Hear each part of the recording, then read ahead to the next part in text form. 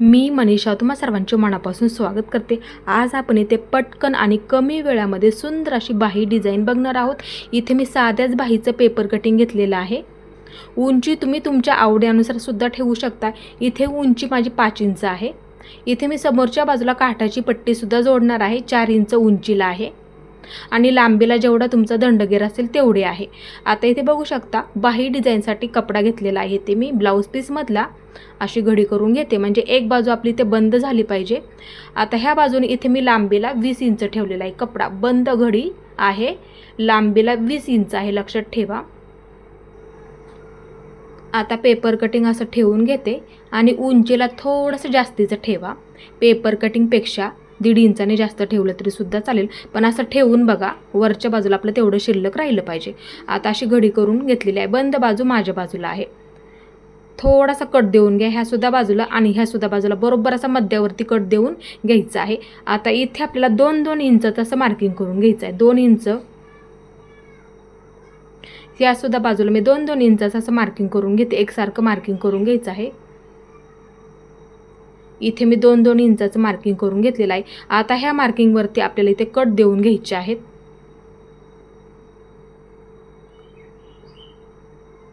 आता इथे मी असे कट देऊन घेते, म्हणजे दुसऱ्या सुद्धा बाजूला आपलं मार्किंग होणार आहे, त्यासाठी एकसारखं होऊन जातं। आता बघू शकता ह्या सुद्धा बाजूला आपल्या इथे परफेक्ट मार्किंग झालेलं आहे। मध्ये फक्त लक्षात ठेवायचं आहे, इथे वाटलं तर मध्याचं मार्किंग करून ठेवा, म्हणजे चुकणार नाही त्यासाठी। इथे फक्त आपल्याला इथे मध्याचं मार्किंग लक्षात ठेवा। आता आपण कट दिलेलं 2-2 इंचाचे असे पकडायचं, एकावरती एक ठेवून घ्यायचं आहे। एक प्रकारचे म्हणजे आपल्या इथे चुन्या पडल्या पाहिजेत ते लक्षात ठेवायचं आहे। एकावरती एक असं ठेवून घ्या, त्यासाठी आपण 2-2 इंचाचे असे कट सुद्धा देऊन घेतलेले आहेत। आता हे अशा पद्धतीने पकडायचं आणि एक शिलाई देऊन घ्यायची आहे।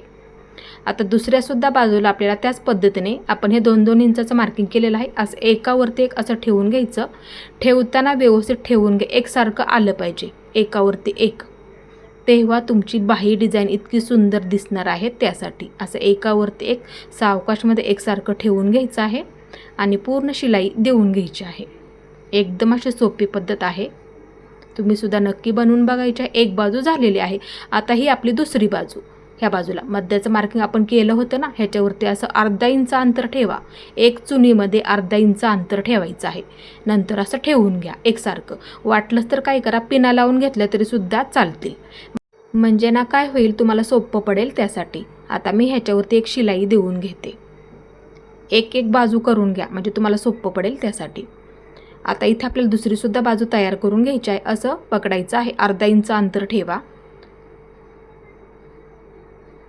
म्हणजे काय होईल तुमची बाही डिझाइन सुद्धा दिसायला व्यवस्थित दिसेल त्यासाठी। हे पहा, अशा पद्धतीने पकडायचं आणि इथे मी असं पकडलं आणि एक शिलाई देऊन घेते सावकाशमध्ये। वाटलंच तर काय करा, पिना लावून घ्या, म्हणजे तुम्हाला सोपं पडेल त्यासाठी। बघू शकता इथे व्यवस्थित झालेलं आहे। इथे आपल्या दोन्ही सुद्धा बाजू एकसारखे आणि व्यवस्थित झालेले आहेत। आता इथे बाहीचं पेपर कटिंग घ्यायचं आहे, मध्यावरती मार्किंग करून घ्या। आता ह्या सुद्धा बाजूला असं मध्यावरती मार्किंग करून घ्यायचं आहे। सर्वात आधी असं ठेवून बघा, मध्यावरती बरोबर आपला आला पाहिजे। असं ठेवून बघा व्यवस्थित आहे का। फिटिंगच्या बाजूला सुद्धा आपलं पुरलं पाहिजे ते लक्षात ठेवायचं आहे। हे पहा, असं ठेवून बघितलं, ह्या सुद्धा बाजूला व्यवस्थित झालं आणि ह्या सुद्धा बाजूला आपल्या इथे व्यवस्थित झालेलं आहे। आता पिना लावून घ्यायच्या आहेत, इथे सुद्धा लावून घेतली आणि इथे सुद्धा, म्हणजे काय होईल शिलाई करायला सोपं पडेल त्यासाठी। आता इथे सर्वात आधी मी दंडगेरची बाजू तयार करून घेते। सरळ लाईनीमध्ये आपल्याला एक शिलाई देऊन घ्यायची आहे। त्याच पद्धतीने ह्या सुद्धा बाजूला ज्या पद्धतीने आपल्या इथे बाहीचा आकार आहे त्या पद्धतीने, म्हणजे काय होतं कपडा सरकत नाहीये त्यासाठी।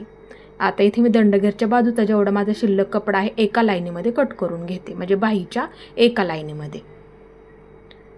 आता इथे मी समोरच्या बाजूला काठाची पट्टी जोडून घेते, अर्धा इंच पकडते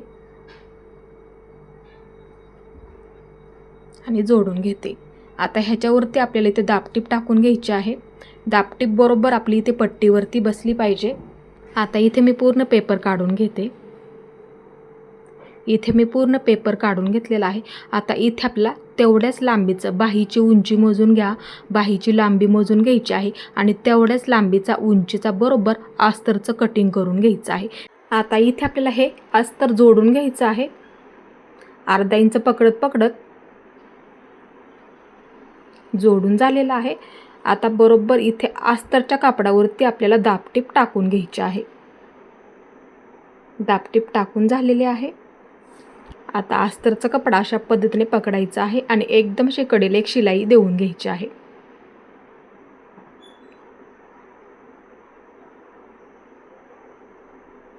आता इथे बरोबर असं पकडायचं आहे आणि पूर्ण अस्तर जोडून घ्या.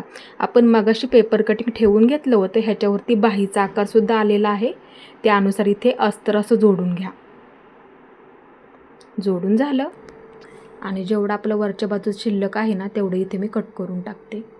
जेवढा शिल्लक कपडा आहे तेवढा इथे मी कट करून टाकलेला आहे. मध्यावरती मार्किंग करून घेते. आता इथे आपल्याला बटन जोडून घ्यायचं आहे. ह्याच पद्धतीने मी दुसरीसुद्धा बाजू तयार करून घेतलेली आहे. आता इथे आपल्याला ब्लाऊजला बाही जोडून घ्यायची आहे. मध्यावरती मध्य ठेवून घेते आणि बाही पूर्ण जोडून घ्यायची आहे आणि तुम्ही तुमच्या मापानुसार इथे परफेक्ट फिटिंग करून घ्यायची आहे. तुमची जी पद्धत असेल त्या पद्धतीने इथे दंडगेर, छातीचा चौथा भाग, कमरघेरचा चौथा भाग मोजून परफेक्ट अशी फिटिंग करून घ्यायची आहे.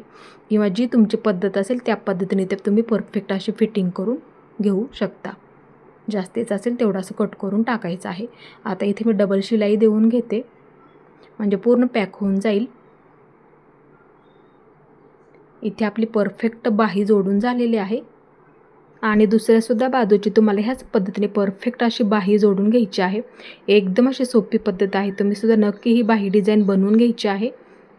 इथे बघू शकता दुसरीसुद्धा बाजू मी त्याच पद्धतीने जोडून घेतलेली आहे. तुम्हीसुद्धा नक्की बनवून बघा. एकदम अशी सोपी पद्धत आहे.